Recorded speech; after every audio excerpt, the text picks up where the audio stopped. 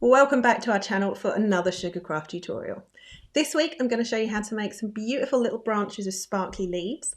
I've done them in brown and with a sort of coppery sparkle on them because they're perfect for autumn, but actually they'd also be really good for Christmassy things if you want to add just a little bit of a metallic hint without going too full on. You'll find all the equipment I use on our website, link in the description below. And the cutters I'm using are our more multi-use petals and leaves. Called so because they are the second set of multi-use petals and leaves we have. Anyway, enjoy the video.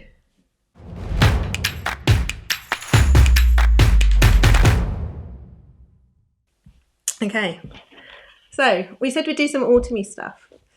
And I was in, I think it was either Hobbycraft or TK Maxx, and they had these just sort of sprigs of silk flowers and foliage and whatnot, and they had some leaves that were kind of had gold bits on. They were kind of crackled rather than flicked, but I thought they looked really pretty, so I thought I would have a make of some of these. So yeah, a little autumnal branch in a nice deep brown. So our first thing, of course, will be to make up some of this brown colour, which I'll show you what I did because it was a combination of brown, black and some vintage pink / burgundy, so that we ended up with a really warm toned brown. So I'll mix a little bit more up just so you can see that there. Hi David, how are you? I imagine you are just about as rushed off your feet as we are, as the pending... See you actually in about a month. No, you're not allowed to say it, Chris. Month, David. You're not allowed to say. 1 month and a day. We're off on the 29th, aren't we? The Wednesday. Although David will probably already be there by then. For anyone who's not in the loop, I don't know if he'd want me to say or not. Anyway, David is head judge for Cake International. Yep. Hence the comment that he is probably just as, you know, harried as we are at the minute. I feel like that's the word of the day. Okay, flour paste, nicely kneaded up so it's nice and soft. They do look really nice on the whiteboard, don't they? They're sitting in a nice spot that they're catching the twinkle. So I'm going to start off with some brown.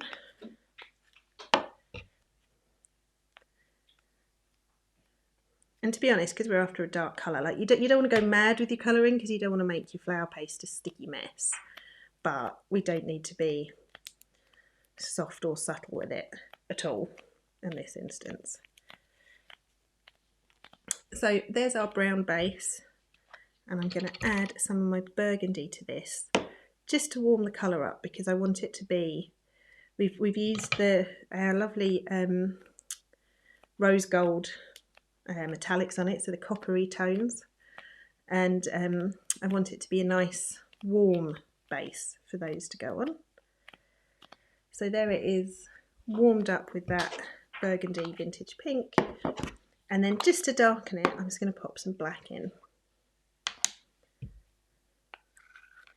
Now funnily enough, we've been talking, I've done a couple of demos recently in the design course, but also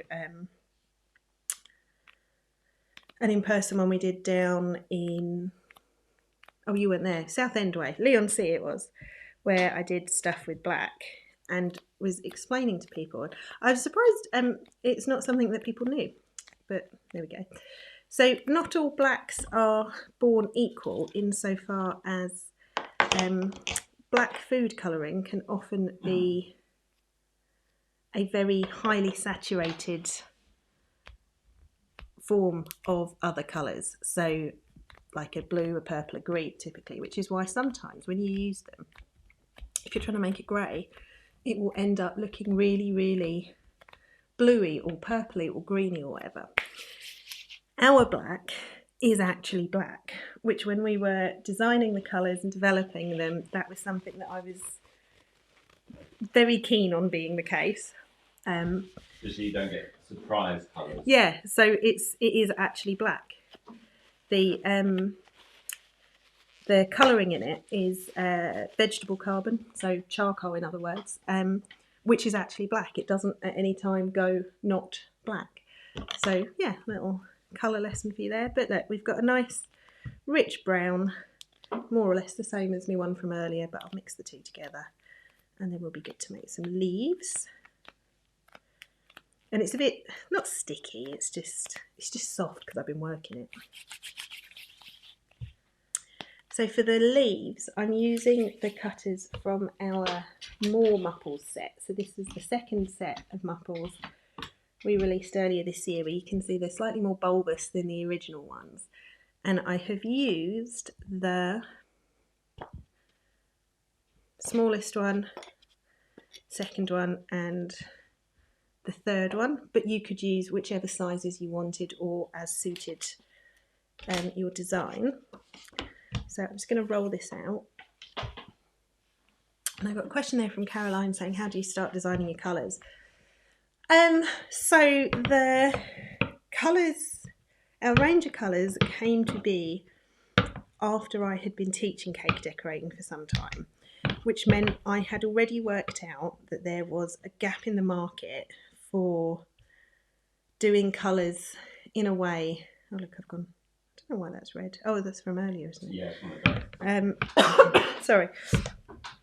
So it's doing colours in a way that made sense from an art point of view, as well as just from a what colours were pretty point of view. And by that I mean the fact that our colours, our gel range has a cyan, a magenta and a yellow in it, being the three primary colours. And then as a flower artist, all the airs and graces tonight, I like to think that I've got a reasonably good idea of what colours will be used often. So it was, and then equally, because they're edible, and you're working with edible colours, there's a bit of a limit to what colours you can have because there's only so many edible pigments and stuff. So kind of a balance of all of that. But I think we have most of them. I mean, if there's anything we're missing, then do let me know. But the idea was always to have ones that can be mixed and a sensible starting point from mixing them. So in our gels, for example, we've only got 18 colours. But from those you can make like anything, basically. So yeah, I don't know if that was an answer to the question. This is brown. I realise it looks a bit black on the screen, but I promise it is brown. And I'm just going to pop a bit of cornflour front and back. So you can see beautifully non-stick board there. And I'll do one of each size, why not? So press firmly and give it a little wiggle. And I'm just going to pop these onto my petal pad.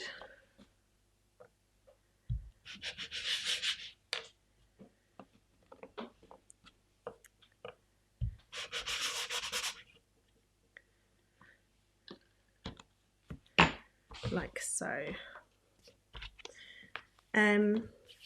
We will just use a ball tool around the edge, so just a sort of medium size.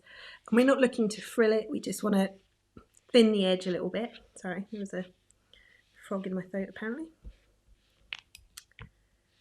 Like so. And then I'm just going to pop each of these onto a twiddle. So the smallest ones, in fact all of them you could do onto 28 gauge if you want, but I've got some 26 gauge here left over from teaching the other day, so I'm just going to use these. And a bit of water, so I can roll that in the water, and I'm just going to make a little twiddle. So I'll tell you what I'm going to do.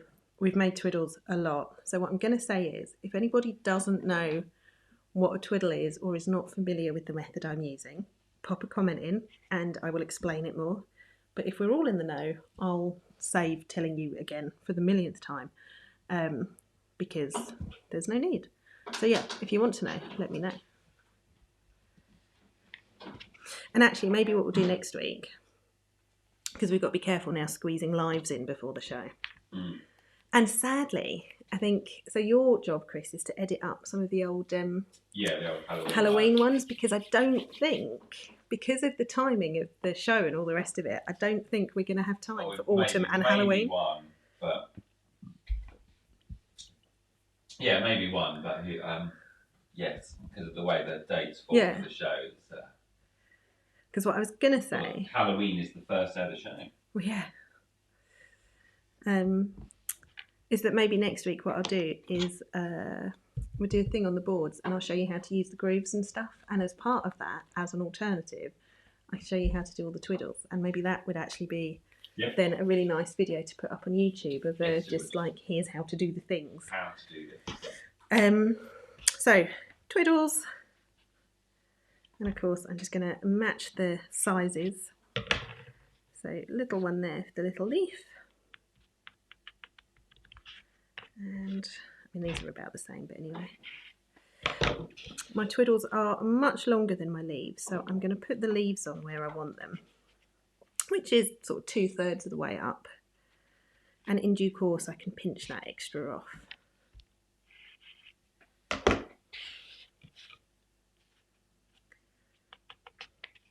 And then once we've done those, I've just got my little trusty little rose leaf feiner, which I will pop on top and just give a nice firm press.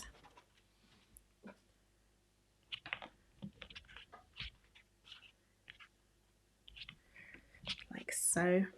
And then I'm going to pinch the base. So just grab that little bottom bit of the leaf and pinch it. And I do this is a couple of reasons. First off, it just gives you a nice bit of shape at the bottom. Make sure the leaf is attached, and then I can remove any excess and from that twiddle there as well. If you want to put some shape back, you can go back round the edge with a ball tool, but we can do that with our fingers as well. So I'll pinch this one, and if it feels like it's going to stick, you can just do a little bit of corn flour. For all of these, I've given them a little bit of a backwards twist. So I've just curved the wire there so the leaf is going back a little. And then I'm just going to pinch from the underneath. And can you see how it gives it that lovely ridge down the middle? Is that showing up all right there? Hang on. If I go on one I did earlier. Just twist it. Oh, sorry. Otherwise it's a bit flat. Can you see There you it? go, yeah. So we just get a nice bit of shape, and then I'll pop it into a bit of polystyrene or indeed Stratocell foam to dry. I'll do the same with this little one. Again, pinch them up like so. And again, the last one here. Just, yeah, gentle little pinch back or twist back, and then pinch that forwards. And you can give it like a little curl to one side or the other, just so that we've got some nice, if you've seen me do foliage before, some nice dynamic and fluid shapes instead of everything being flat and stiff. And that's it for our making. So dead easy, and you can of course adapt it. You could do all bigger leaves if you wanted to cover a lot more space. You could do more small leaves if you wanted to do something that was a bit more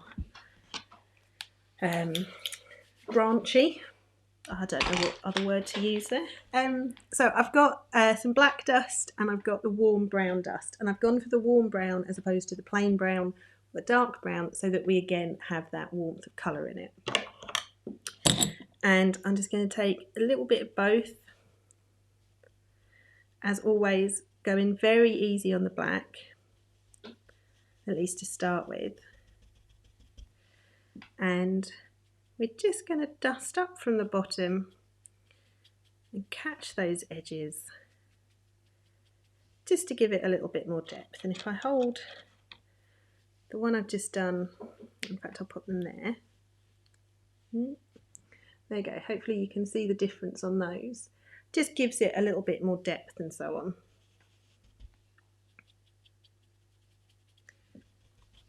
So I'll always use my dusts on a bit of kitchen paper. And you can see it's almost as if I'm rubbing the dusts in with the brush, and that is so that I've got the dust in the bristles rather than on the bristles, and then I'm in control of where it's going. And the other thing that I'm doing, you may notice, is holding the leaves between my thumb and middle finger so that my forefinger can support behind it. Where we've curved them backwards, if I were to try and do it on the tissue, you run the risk of putting pressure right where you don't want it on the middle of the leaf and breaking it. So So doing them like this and holding them up, you get mucky fingers, but it protects the sugar flowers, so we don't mind the messy fingers.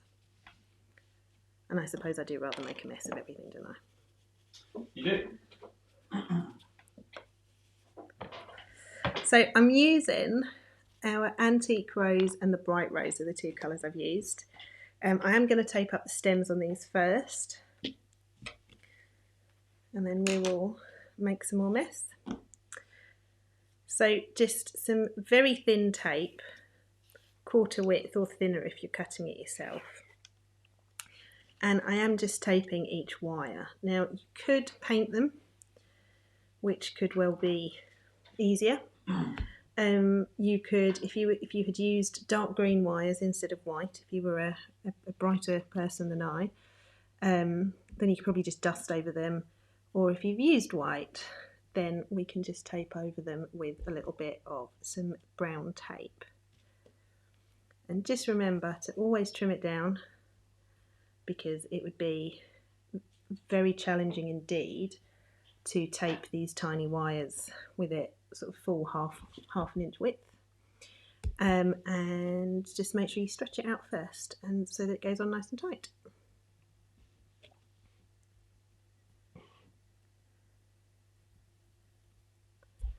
And I've taped it quite far down because my branch is quite leggy. There's a fair bit of space to it.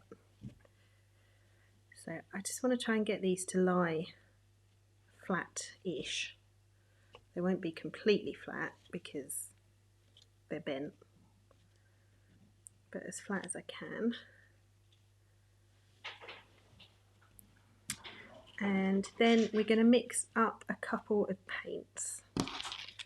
So one each with the antique rose and the bright rose, and as you can see they're just these gorgeous bronzy coppery type colours, which I suppose is where the autumn comes in, isn't it? So we want a bit of rejuvenator, and then this much abused brush from earlier I'm going to use to put a couple of brushfuls. No, I don't want to do that because then I'm going to get this in my glaze. How else can I do this? I could use another brush, or I could just do it with my finger. I'm just going to do it with my finger. So I'm just putting literally 3 drops of glaze. I'm going to regret this later. In What? Why? Because it's gone all up my fingernail. Oh. Hang on, let me just.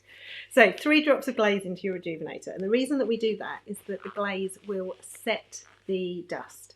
So this is true for any time that you're making a paint from a dust. You'll see here, if I rub my finger on it, it doesn't come off because the glaze has set it. Whereas if you don't use the glaze, as soon as the liquid that you've used to make the paint evaporates, the dust's going to come off and go everywhere, and it will smudge. If you don't have rejuvenator, being very high percentage alcohol, you can indeed, okay, Nikki, with great minds, use something else. So vodka, another white spirit like that, it will just take a little bit longer to dry because you've got a greater water content in there that will take longer to evaporate. But yes, you absolutely can. So I'm going to mix up, I'm going to need another brush. Okay, let's mix up the bright rose first. So that can go there. And I'm just going to use another brush to mix up the other one so that I don't lose the colours. And you can see I haven't made very thick paints. They're quite liquidy there, which is what we want. First thing I'm going to do is use this brush. So it's one of our number 6 brushes, but whatever you've got, just a paintbrush rather than a toothbrush at this point. Fairly loaded, and then just give it a good tap to make those nice big splodges. And you want it quite loaded with paint so that you get big blobs, because that is what we want for this part of the process. And I'll usually, much like I'm doing here, I'll lay a bunch of leaves out together and do them all at once, because then that way, as the splots go everywhere, at least they've got a chance of landing on the leaves as well as you and your desk. And then you just want a toothbrush. So just an old, any toothbrush, cheapest toothbrush you can get, or an old one or whatever. I think this was, I don't know where this came from. It seems like one of those sort of airplane kit Yeah, ones. or a hotel or something. Yeah. Someone must have given it to us because we sadly do not take the kind of flights that come with toothbrushes. Yeah, could well have been actually, yeah. So for this one, we're just going to grab some of our darker paint. So this one's the bright rose. I'm going to wrap my finger in a bit of cling film. You could use gloves, but I have cling film. And you will see with the toothbrush, if I do it just over here, you get a much, much finer flick. So we're just doing that over the top. You can sort of concentrate it towards the base of the leaves so that they are less speckled towards the top there. And that, with the two colours, is about it. Can you just repeat your little bit about what to mix with Rejuvenator? Oh, sure. It's liquid glaze, so confectioner's glaze. Same stuff as what you get in spray glaze, but just not in a can. And it's literally just a drop or two of that is enough in with any dust-based paint mix that it will make it set so that it holds onto it. Oh, there you go. You can get 2 toothbrushes for 50p from Tesco's. I might treat myself to another one then because I keep washing this, like you can see on the back, where it's got all the colours of the rainbow attached. But yeah, a little bit of liquid glaze. And that's it. So I'll show you taping it together, but it's when it is together that you then get that gorgeous effect. So brown tape again. I've got a bit left here and I'll cut some half width. Oh, it's like I'm doing my own visual effects, you know, like a screen wipe, except I was just moving that out the way. Right, small things that amuse me. It is definitely something you want to protect your work surface a bit. And do remember that the thing that will get glaze off is alcohol. So either Rejuvenator spirit, failing that, your vodka or whatever, or what's really quite good for it is hand gel. Which, I don't know, do we all still have that now? Because there was a time when, yeah, I mean, we still do, because we had... that's because we did the show. A few big bottles from, doing commercial stuff around that time. We did the first CI after lockdown, which was 2021, and we had to have 2 big bottles. I've still got them. Yeah. So I'm slowly working my way through those. But anyway, it also works well for getting glaze off of things. So let me just organise my sizes. And then what we can do with these is take them into a nice split branch, because I think part of why this is so nice is because it's actually like 2 branches in one instead of just one straight thing. So we'll start with a couple of little ones. We want them to be quite wispy, so I'll attach my tape quite low down the stem of that first one, and then we can attach another one to the left or right, it's up to you. But you can see I've left quite a bit of stem so that we get some nice movement there. And this already needs to be longer. So I've got some here and I'm just going to go straight in with some 20 gauge wire, which I'll pop around the back and just tape on like so. And then we could do one the next size up, pop him on there,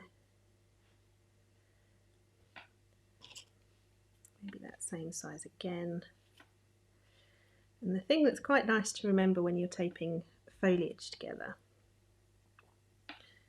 and I say this a lot in classes, so apologies for repetition if you're here often, you can move things side to side, you can also move it frontwards and backwards. And it's easy to forget the frontwards and backwards because you're always looking at things sort of side to side. So with that in mind, I can in fact put a leaf on, bring that tape down a little bit more. I can put a leaf on at sort of at the front. Hang on, just here. And he can sit kind of in front of those ones. So instead of just having them side to side, you can kind of layer them up a little bit. And that always looks, it just adds for a bit of interest, really. Make them feel kind of bushy. They're pretty, aren't they? And then I'll start another little branchlet. I'm glad you guys like them, because I just thought it'd be something nice. I've started, don't shoot me, but I've started thinking about what we can do for our Christmas make this year as well. Would it be another wreath or something else? I don't know. I'm thinking I'd quite like to do something not using actual gingerbread, but based on, if you will, a sort of gingerbread aesthetic. So the colours, the piped white lines, sort of pastels. Yeah, that's kind of what I'm thinking. I mean, it will be the 6th one, so we are having to be a little bit more considered in the that well is running dry, honestly. Theming for the Christmassy stuff that we use. Chris, I'm very delicately going around it. So yeah, I'm thinking something maybe gingerbready, but not actual gingerbread, because I'm not baking. And I promise you, I'm the last person in the world that you want to be getting baking instruction off of. Unless we made Rob come up. You make Rob come up. So can you see just interesting shapes? Instead of just this sort of regular thing, we can make some interesting shapes. I'm just going to bring the tape down on this one, because I reckon I can attach this to my other one now.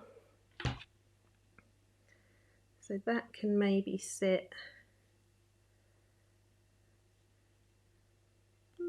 I can conjoin the two like that. So let's get some tape around there before I drop it.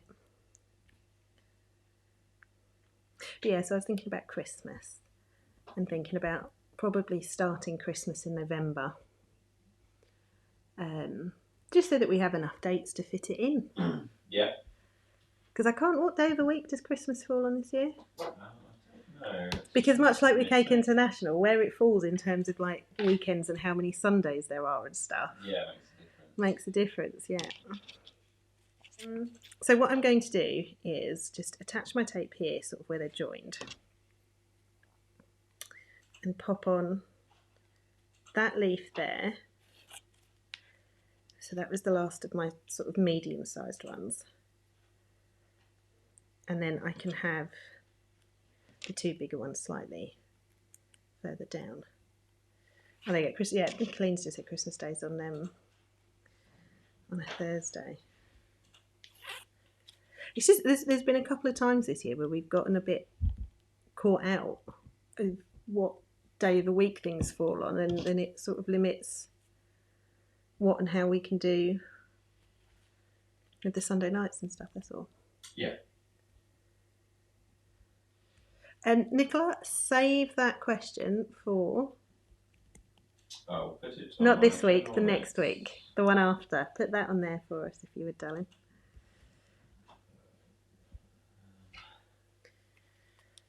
So then, so just a little tip there, Nicola. This bit at the bottom's bothering me because it's sort of left and right and then left and right again. So I'm just going to move that around so I can put that one a bit sideways so it doesn't do that. Bring him forwards and maybe do that so it doesn't look quite so regular. But yeah, there we have. They're really pretty. Even if I do say so myself. How rude. You know what I mean. No, they do look really pretty. I'm quite pleased with those. Yeah, and I think whether you had them with, this is a bit old now, so the colour could do, but look, is a brown to go with some deeper reds and stuff, and then what that needs there. See, look, because I'm teaching the course again, I'm in colour mode. I need something purple. Hold the line, please, caller. You could probably, Chris, change the camera for a sec or not. Yeah, I will do. Hang on. It's more interesting what you wander around with. I've got... Oh, they're not very purple. It should be a bit more purple. I found some sweet peas from a few weeks ago. Hang on. Should be more purple than that. Something stronger purple. What have we got in the drawer of doom? There's these two little drawers over here where I've always dumped leftover bits. You get the idea with the purple. But yeah, and the point being that, like I said, I'm in colour mode because I'm teaching class again. Because we made our leaves warm brown instead of, so it's a red based brown because we put the vintage pink and the burgundy in there instead of doing an orangey brown with sort of a yellow tone to it. I'm following that through with the flowers and going for the warmth that comes from that deep pink and the purple, as opposed to the cooler tones of having oranges and yellows. Just as a, I'll hold on to these, I'll use them in the week, because it makes for a nice explanation. So there we have it, gorgeous little sparkly branches, and the opportunity to make a mess with metallic paint and a toothbrush. What more could you want from Sugarcraft? Take care, and we'll see you again very soon.